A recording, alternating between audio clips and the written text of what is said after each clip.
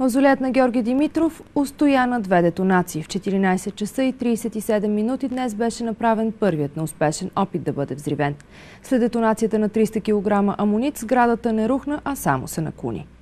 Частната фирма Експлозив Прогрес ГТМ предложи да извърши взривяването безплатно по идейни подбуди. Командният пункт бе разположен в сградата между зала България и Военното министерство.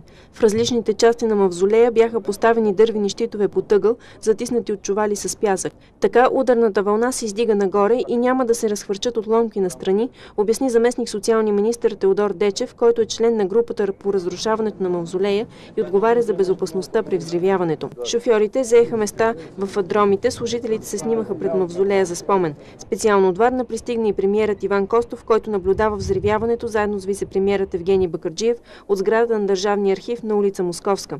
Точно в 14 часа и 37 минути проехтя първият взрив.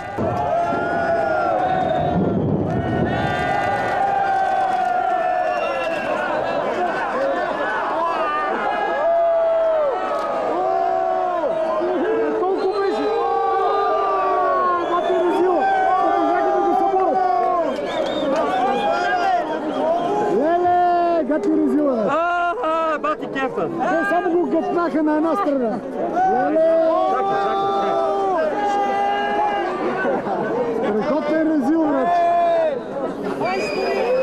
Той пропадна от едната страна, от към министерството.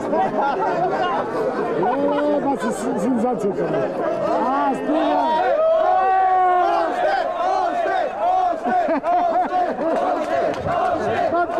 Нищо не да стане, бе!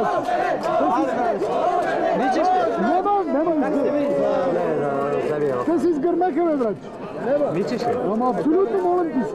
Той един път трябваше да стане. Да, бе! Според мен не може да бъде грешка в изчисление на взрива, по-скоро е някакво несработване на електровзривната мрежа. Така или иначе за мен най-важното е направено. От това вече никога няма да става мавзолей. Точно символичен акт не се получи. Един национализма за 6 дни не можа да го взриви по най-грубия начин. А как ще взриви системата и как ще оправи България? Ако сме в Европа и съм на място на Бакърджиев, пред тези заявления по пресата, директно поставка. Директно. Това е един позор за